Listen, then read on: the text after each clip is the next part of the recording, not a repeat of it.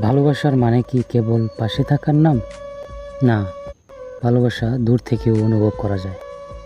প্রতিদিনের দেখা তো নেই, হাত ধরার সুযোগও নেই, তবুও মনে মনে তার হাতটাকে শক্ত করে ধরি।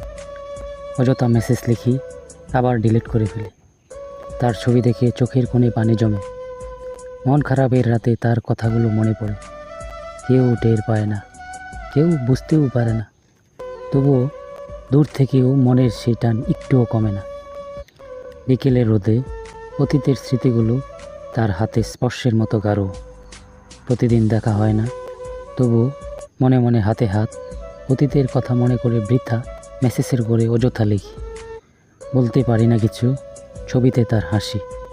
চোখের কোণে পানি জমে উঠলে দূর থেকেও মনের টানটা একটুও কমে না। এ জন্মে, এই দূরত্বে ভালোবাসা এক নিঃশ্বাসে সব জানায়।